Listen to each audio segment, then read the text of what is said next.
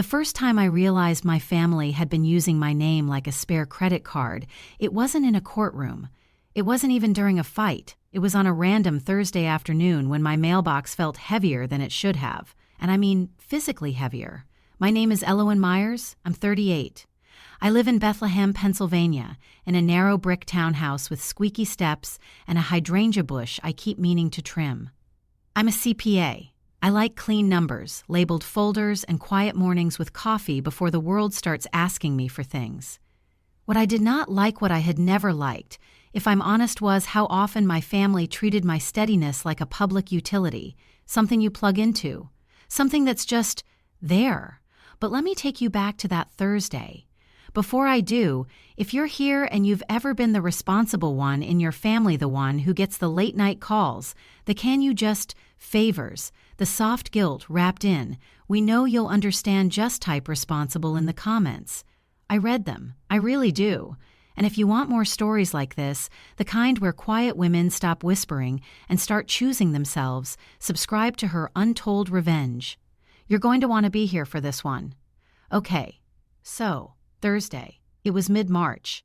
That strange in-between season in Pennsylvania where the sky can't decide what it wants to be. I just come home from work. Liam, my 7-year-old with the serious eyes and the cowlick he refuses to flatten, was at the kitchen table doing spelling words. The house smelled like tomato soup and grilled cheese because that's what he asked for when he's had a long school day. I grabbed the mail off the small iron hook by the door, a grocery flyer, a water bill, and then an envelope that made my stomach dip before I even opened it. It was from a credit card company. Except I don't have a credit card with that company.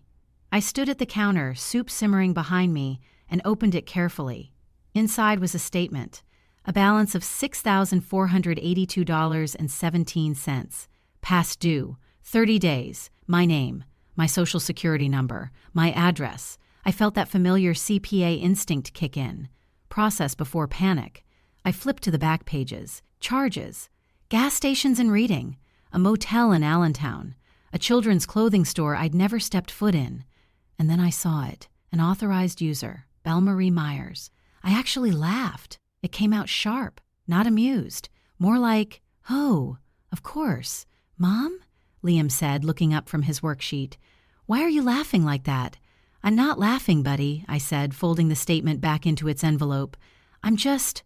surprised? Surprised is a polite word for betrayed, by the way. We use it a lot when we're still trying to be good daughters. I called the number on the back of the statement.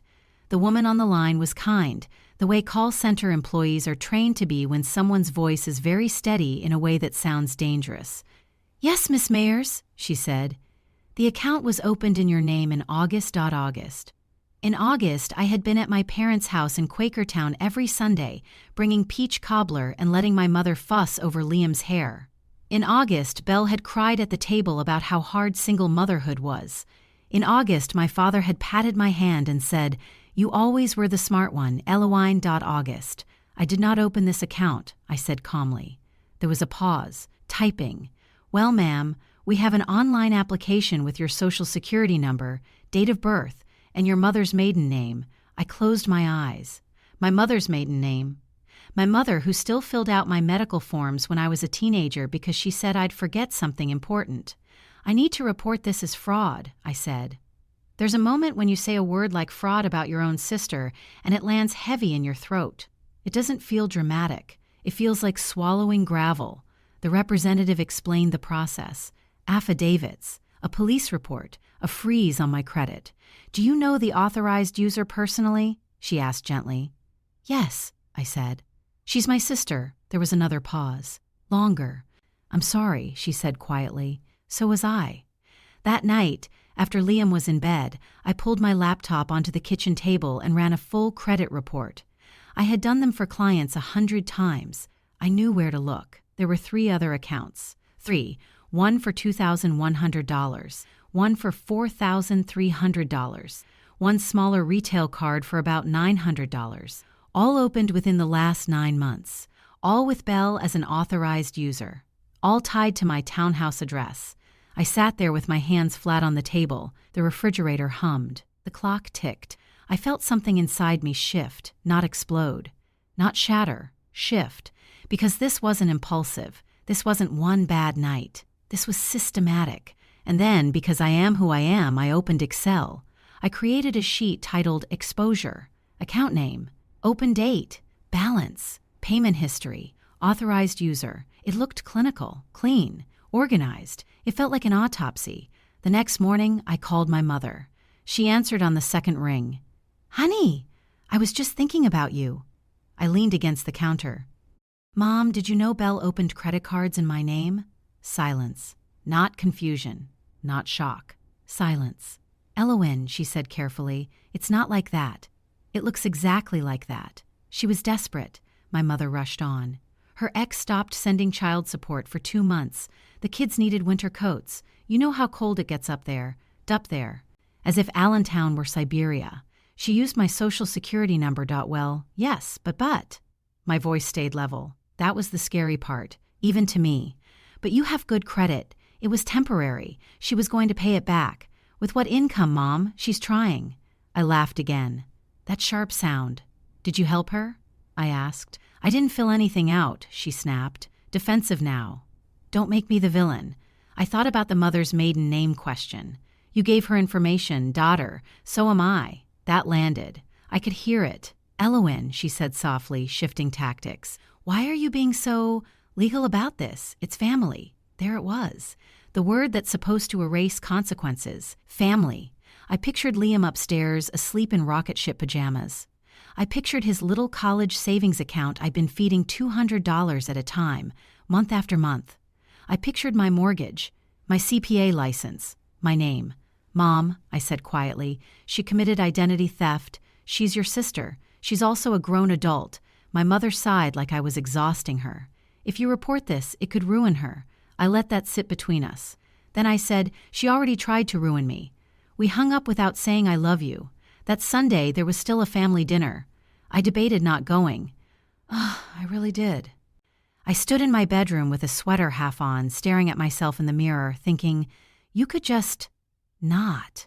But I went, because I wanted to see their faces. The dining room looked the same. 6 chairs, the familiar casserole dish, the smell of roast and onions. Belle wouldn't look at me.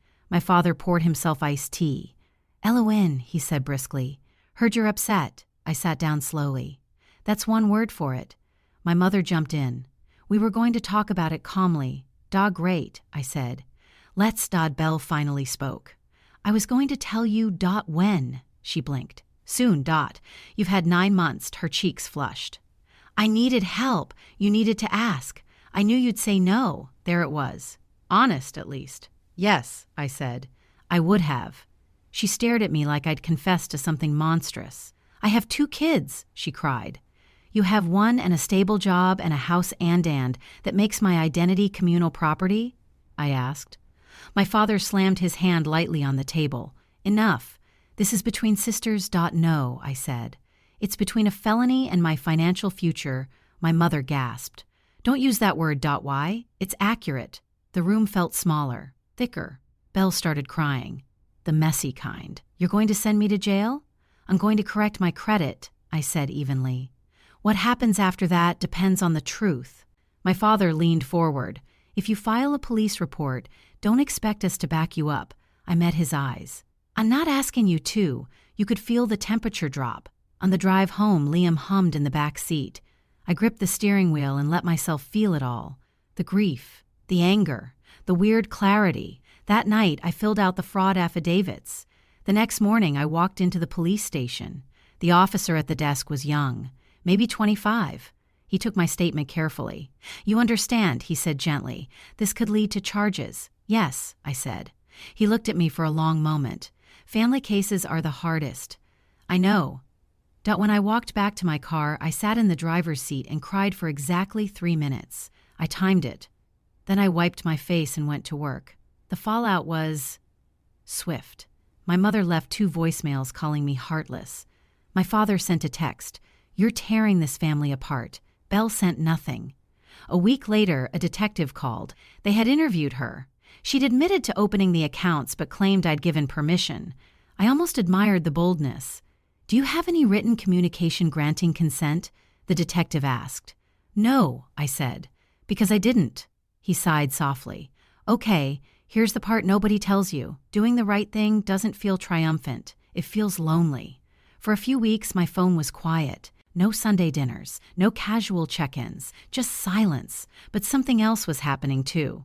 My credit report began correcting. Accounts closed. Fraud flags added. My score rebounded slowly, like a bruised thing healing. And inside my house, it was peaceful. One evening, Liam and I were baking cookies. Flour everywhere. He looked up at me and said, "Mom, are you sad at Grandma?" I considered that. "I'm sad about some choices," I said. "But I'm not sad about protecting us." He nodded like that made perfect sense. A month later, Belle was offered a plea deal, restitution, probation, financial counseling, no jail time. She took it. Part of her restitution included a repayment plan to me. The first check was for $200. It arrived in a plain envelope, no note. I stared at it for a long time before depositing it. Not because of the money, because it was the first time in our adult lives that Belle had to give something back instead of take. My parents didn't speak to me for 3 months. Then one afternoon, my mother showed up at my door. She looked smaller, tired. "Can I come in?" she asked. I stepped aside. We sat at the kitchen table. "I don't agree with how you handled it," she began. "I figured, but," she continued, voice trembling, "I suppose I understand why you did. It wasn't an apology. Not fully. But it was a crack in the wall. I won't fund her chaos anymore," I said quietly. "Not with my name. Not with my credit. Not with my peace." My mother looked down at her hands. "You were always the strong one." "No," I said gently. "I was always the one who didn't complain. There's a difference. We're still navigating. Sunday dinners are smaller, more careful. Belle and I are polite, distant, but here's what changed. I don't flinch when I say no anymore. I froze my credit permanently. I set up identity alerts. I moved my savings into accounts only I can access. And I stopped explaining my boundaries like they're requests. Last week, Liam and I were driving past the exit to Quakertown. The sun hit the windshield just right, that soft Pennsylvania gold. "Are we going to Grandma's?" he asked. "Not today," I said. He shrugged. "Okay, that's the thing. Kids don't need extended chaos. They need steady love. And sometimes steady love means breaking a pattern that's been running for decades. If you've ever had to choose between keeping the peace and keeping your dignity, I see you. If you've ever been called cold because you refuse to be used, I see you. And if you're in the middle of your own quiet reckoning, wondering whether it's okay to protect yourself even when it makes other people uncomfortable, it is. It absolutely is. If this story resonated with you, if it felt like someone finally said the thing you've been holding in your chest, subscribe to her Untold Revenge. There are more stories here about wills and secrets, and the moment a woman decides she's done being the family safety net. And share this with someone who needs the reminder that protecting your name, the credit, your peace, your future is not betrayal. It's self-respect. And sometimes that's the loudest thing a quiet woman can do.